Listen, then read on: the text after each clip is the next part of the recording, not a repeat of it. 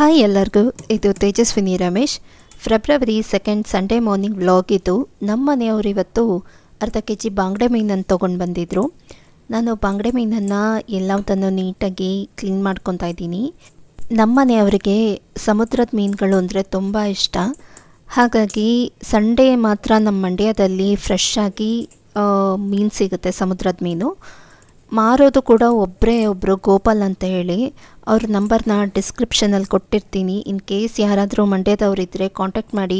Sunday ಹೊತ್ತು ಒಳ್ಳೆ ಮೀನು ಸಿಗುತ್ತೆ ಅವ್ರ ಹತ್ರ. ಪ್ರಾನ್ಸ್ ಸಿಗುತ್ತೆ, ಹಾಗೆ ಅಂಜಲ್ ಸಿಗುತ್ತೆ, ಪಾಂಪ್ಲೆಟ್ ಸಿಗುತ್ತೆ, ಮತ್ತಿ ಮೀನು ಸಿಗುತ್ತೆ, ಎಲ್ಲ ಥರದ್ದು ಸಮುದ್ರದ ಮೀನುಗಳು ಸಿಗುತ್ತೆ. ಒಂದೊಂದು ಸರ್ತಿ ಏಡಿ ಕೂಡ ಸಿಗುತ್ತೆ. ನಾನು ಫಿಶ್ನ ಈ ಥರ ಎಲ್ಲದನ್ನು ಕ್ಲೀನ್ ಮಾಡ್ಕೊತಾ ಇದ್ದೀನಿ. ಫಿಶಲ್ಲಿ ಬಾಂಗಡನಲ್ಲಿ ಜಾಸ್ತಿ ಹುರುಪಿರಲ್ಲ ಅಂತಾರೆ, ಇದರಲ್ಲೂ ಹುರುಪಿರುತ್ತೆ, ಸಣ್ಣ ಸಣ್ಣದಾಗಿರುತ್ತೆ. ನೀಟಾಗಿ ಕ್ಲೀನ್ ಮಾಡ್ಕೋಬೇಕು. ನಾನು ಎಲ್ಲದನ್ನು ನೀಟಾಗಿ ಹೀಗೆ ತಕ್ಕೊತಾ ಇದ್ದೀನಿ. ಫಸ್ಟು ಮೇಲ್ಗಡೆ ಇರೋ ಅದ್ರ ವಿಂಗ್ಸ್ ಎಲ್ಲ ಕಟ್ ಮಾಡಿಕೊಂಡು ಸಿಸರಿಂದ, ಆ ನಂತರ ನಾನು ಹುರುಪನ್ನು ತಕ್ಕೊತೀನಿ. ಹೀಗೆ ನೀಟಾಗಿ ಹುರುಪೆಲ್ಲ ತಕ್ಕೋಬೇಕು, ಇಲ್ಲಾಂದರೆ ಫ್ರೈ ಮಾಡಿದಾಗ ಹುರುಪೆ ಸಿಕ್ಬಿಡುತ್ತೆ. ಹಾಗೆ ನಾನು ಇನ್ನು ಹೊಟ್ಟೆ ಭಾಗದನ್ನು ಸಿಸರಿಂದ ನೀಟಾಗಿ ಕಟ್ ಮಾಡಿಕೊಂಡು ಮೂತಿವರೆಗೂ ಕಟ್ ಮಾಡ್ಕೋಬೇಕಾಗತ್ತೆ. ಆ ಮೂತಿ ಹತ್ರ 2 ವಿಂಗ್ಸ್ ಥರನೇ ಇರುತ್ತೆ, ಕಿವಿರು ಅಂತಾರೆ.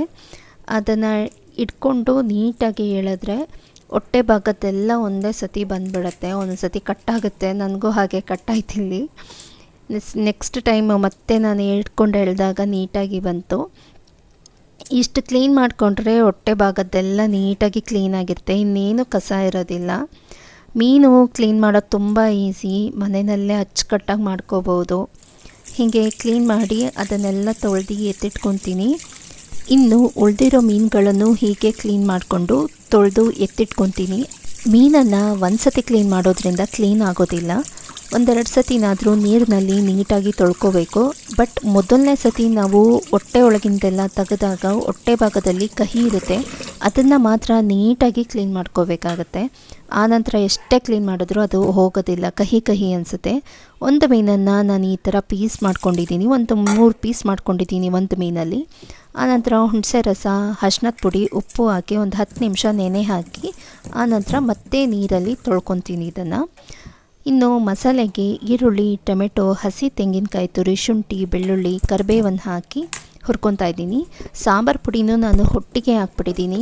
ಬಟ್ ಆ ಥರ ಮಾಡಬೇಡಿ, ಲಾಸ್ಟಲ್ಲಿ ಹಾಕ್ಕೊಳ್ಳಿ ಸಾಂಬಾರು ಪುಡಿನ. ನಾನು ವೀಡಿಯೋ ಮಾಡೋದಕ್ಕೋಸ್ಕರ ಒಟ್ಟಿಗೆ ಹಾಕ್ಬಿಟ್ಟಿದೆ, ಹಾಗೂ ಟೈಮ್ ಕೂಡ ಇರಲಿಲ್ಲ. ಬೇಗ ಕಪ್ಪಾಗಿಬಿಡುತ್ತೆ, ಇಲ್ಲಾಂದರೆ ಟೇಸ್ಟ್ ಚೇಂಜ್ ಆಗಿಬಿಡುತ್ತೆ ಸಾಂಬಾರು ಪುಡಿದು. ಹಾಗಾಗಿ ಲಾಸ್ಟಲ್ಲಿ ಹಾಕ್ಕೊಳ್ಳಿ. 1 ಸ್ಪೂನ್ ಎಣ್ಣೆ ಹಾಕ್ಕೊಂಡು ಹುರ್ಕೊಳ್ಳಿ. ಆನಂತರ ಚೆನ್ನಾಗಿ ಹುರಿದಿದ ನಂತರ ಇದನ್ನು ಒಂದು ಮಿಕ್ಸಿ ಜಾರಿಗೆ ಹಾಕ್ಕೊಂಡು ಅದಕ್ಕೆ ಎಷ್ಟು ಬೇಕೋ ಅಷ್ಟು ನೀರು ಹಾಕಿ ನೈಸ್ಗೆ ರುಬ್ಬಿಟ್ಕೋಬೇಕಾಗತ್ತೆ.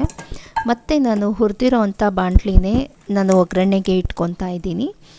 ಸ್ವಲ್ಪ ಎಣ್ಣೆ ಜಾಸ್ತಿನೇ ಹಾಕ್ಕೊಳ್ಳಿ. ಇದಕ್ಕೆ ಒಂದು 3-4 ಸ್ಪೂನ್ ಹಾಕ್ಕೊಂಡು ಹಚ್ಚಿಟ್ಕೊಂಡಿರೋವಂಥ ಈರುಳ್ಳಿ ಹಾಗೂ ಹಸಿಮೆಣ್ಸಿನ್ಕಾಯಿನ ಹಾಕ್ಕೊತಾ ಇದ್ದೀನಿ. ಈರುಳ್ಳಿನ ಸಣ್ಣದಾಗಿ ಹಚ್ಚಿಟ್ಕೊಳ್ಳಿ. ಇದನ್ನು ಚೆನ್ನಾಗಿ ಹುರ್ಕೋಬೇಕಾಗತ್ತೆ. ತುಂಬ ಕಪ್ಪಾಗೋ ಹಾಗೆ ಏನು ಹುರಿಯೋವಂಥದ್ದೇನಿಲ್ಲ, ಸ್ವಲ್ಪ ಟ್ರಾನ್ಸ್ಪರೆಂಟ್ ಆಗಿ ಹುರ್ಕೊಂಡು ನಾವು ರುಬ್ಬಿರೋ ಅಂಥ ಮಸಾಲೆನ ಸೇರಿಸ್ಕೊಂಡು ಅದನ್ನು ಸ್ವಲ್ಪ ಹಸಿ ವಾಸನೆ ಹೋಗೋವರೆಗೂ ಹುರ್ಕೊಳ್ಳಿ. ಮೊದಲೇ ಹುರಿದಿರೋದ್ರಿಂದ ಅದರಲ್ಲೇನು ಹೆಚ್ಚಾಗಿ ಹಸಿ ವಾಸನೆ ಇರೋದಿಲ್ಲ. ಹಾಗಾಗಿ 1-2 ನಿಮಿಷ ಹುರ್ಕೊಂಡ್ಬಿಟ್ಟು ಹದಕ್ಕೆ, ನಿಮ್ಮ ಸಾರಿನ ಹದಕ್ಕೆ ಅಥವಾ ಗ್ರೇವಿ ಥರ ಮಾಡೋದಿದ್ರೆ ಆ ಹದಕ್ಕೆ ಎಷ್ಟು ಬೇಕೋ ಅಷ್ಟು ನೀರನ್ನು ಸೇರಿಸ್ಕೊತೀನಿ ನಾನು. ಉಪ್ಪನ್ನು ಸೇರಿಸ್ಕೊಂಡು ನೀರು ಸೇರಿಸ್ಕೊಂಡು ಬೇಯೋದಕ್ಕೆ ಬಿಡಬೇಕಾಗುತ್ತೆ.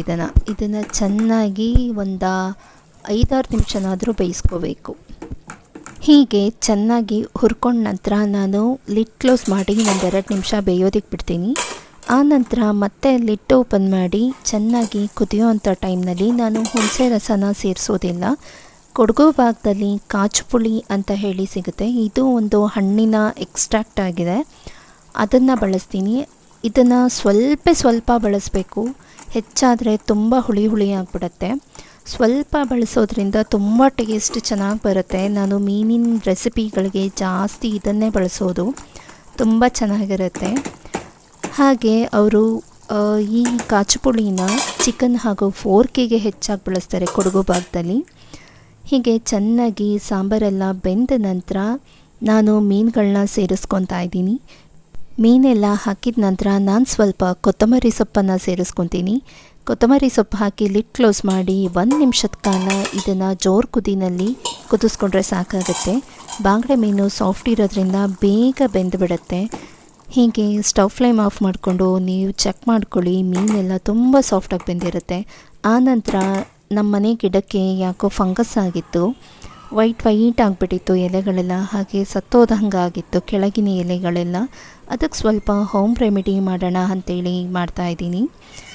1 ಸ್ಪೂನ್ ಅರಿಶಿನ ಹಾಗೂ 2 ಡ್ರಾಪ್ಸ್ ಅಷ್ಟು ಹ್ಯಾಂಡ್ ವಾಶ್ ಹಾಗೂ ಒಂದು ಸ್ವಲ್ಪ ನಿಂಬೆ ರಸ, ಒಂದು ಅರ್ಧ ಸ್ಪೂನು. ಇದನ್ನು 1 ಲೀಟ್ರ್ ನೀರಿಗೆ 1 ಲೋಟದಷ್ಟು ನೀರನ್ನು ಮಿಕ್ಸ್ ಮಾಡ್ಕೋಬೇಕಾಗುತ್ತೆ. ಇದನ್ನು ಚಿಕ್ಕ ಗಿಡ ಆದರೆ ಸ್ವಲ್ಪ ಕಡಿಮೆನೇ ಹಾಕ್ಕೊಳ್ಳಿ, ನೀರು ಕ್ವಾಂಟಿಟಿ ಜಾಸ್ತಿ ಹಾಕ್ಕೊಳ್ಳಿ, ಸುಟ್ಟೋದಂಗೆ ಆಗುತ್ತೆ. ಹೀಗೆ ಸ್ಪ್ರೇ ಬಾಟ್ಲಲ್ಲಿ ಸ್ಪ್ರೇ ಮಾಡಿಕೊಂಡ್ರೆ ನಮ್ಮ ಫಂಗಸ್ ಆಗಿರೋ ಗಿಡದ ಗ್ರೋತ್ ಚೆನ್ನಾಗಾಗುತ್ತೆ.